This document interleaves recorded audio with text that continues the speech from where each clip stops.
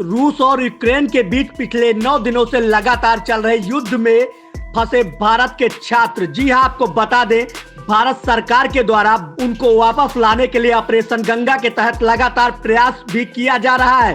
प्रतिदिन छात्रों से भरे हवाई जहाज नई दिल्ली एयरपोर्ट पर भी पहुंच रहे हैं। वहीं आपको बता दें, उत्तर प्रदेश के भी कई छात्र यूक्रेन में एमबीबीएस की पढ़ाई कर रहे थे। उन्हीं छात्रों में से एक छात्र अमेठी कोतवाली क्षेत्र के कस्बा अंतर्गत रायपुर फुलवारी के वार्ड नंबर 2 के रहने वाले सेवानिवृत्त सब इंस्पेक्टर श्यामलाल चौरसिया का पुत्र देवी दयाल चौरसिया भी है, जो कि यूक्रेन के ओडिशा शहर में स्थित एक यूनिवर्सिटी में रहकर एमबीबीएस की चौथे साल की पढ़ाई कर रहा था।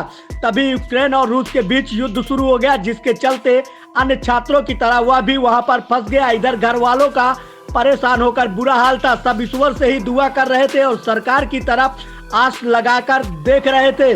तभी सरकार के प्रयास से 3 मार्च बृहस्पतिवार की देर शाम को जैसे ही देवी दयाल चौरसिया अपने घर पहुंचे, घर वालों की खुशी का ठिकाना नहीं रहा। यूक्रेन से अपने वतन अपने घर वापस पहुंचे देवी दयाल चौरसिया ने बताया कि यूक्रेन में स्थिति बहुत ही खराब है। हालांकि वह ओडेसा शहर में थे, वहां पर अभी कीव और कारखीव जैसे स्थिति नहीं थी, लेकिन कब वहां की भी स्थिति बदल जाती कुछ भी नहीं पता था, क्योंकि ओडेसा शहर पर्यटन की दृष्टि से यूक्रेन का एक प्रमुख शहर है। ऐसे में हर समय हर पल डर के साए में बीत रहा था। किसी तरह से बस के द्वारा वह रोमानिया बॉर्डर पर पहुंचा, जहां से भारत की एम्बेसी के द्वारा शेल्टर होम में पहुंचाया गया। वहां पर एम्बेसी के द्वारा बहुत सारी सुविधाएं दी गई। हम लोगों को खाने पीने सहित फ्री में बिना किसी किराए के वहां से हवाई जहाज से नई दिल्ली तक पहुंचाया गया और नई दिल्ली से फिर कार द्वारा घर तक भेजा गया। ऐसे में मेरा भी कुछ भी नहीं लगा, सब कुछ जो भी लगा वह भारत सरकार का लगा है। सरकार को मैं बहुत बहुत धन्यवाद देता हूं, विशेष रूप से मोदी जी को, जिनके नेतृत्व में यह सब संभव हुआ है। वहीं पर देवी दयाल चौरसिया के पिता श्यामलाल चौरसिया ने बताया कि यह योगी जी और मोदी जी की ही बदौलत हमारा पुत्र सकुशल घर वापस पहुंचा है। ऐसे में वह दोनों जुग जुग जिए जिन्होंने मेरे लिए, मेरे परिवार के लिए इतना बड़ा कार्य किया है। सर, मेरा नाम देवीदयाल चौरसिया है। मैं अमेठी में रहता हूं और मैं ओडेसा नेशनल मेडिकल यूनिवर्सिटी में पढ़ता हूं। इस समय मैं 4th ईयर के इंड सेमेस्टर में पढ़ाई कर रहा हूं।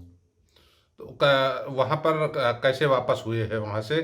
क्या आपका किराया भाड़ा लगा और सरकार को क्या कहना चाहते हैं? जी, बिल्कुल मैं सरकार को यही कहना चाहूँगा कि सरकार बिल्कुल फ्री सेवा प्रदान की है हमको, और हम लोग बिल्कुल फ्री में आए हैं। रोमानिया बॉर्डर से पूरी फ्लाइट हमारी फ्री थी, और फिर वहाँ से दिल्ली से हमारी यहाँ बस की पूरी सुविधा थी, वो भी फ्री थी।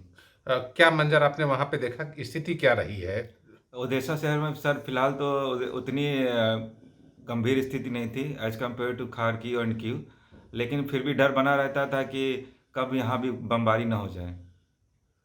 तो ऐसे में जो छात्र फंसे हैं उनके माता पिता को क्या कहना चाहेंगे? हम यही कहना चाहेंगे कि वो बिल्कुल धैर्य रखें। बिल्कुल इंडियन गवर्नमेंट काम कर रही है।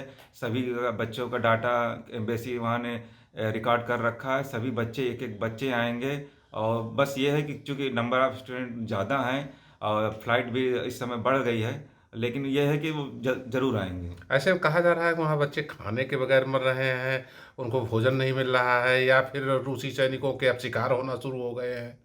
ये सर कहीं कहीं हुआ है, ये पूरी जगह नहीं हुआ है, लेकिन कहीं कहीं ये था कि मतलब मार्केट में काफ़ी चीज़ें, खाने पीने के सामान ख़त्म हो गए थे।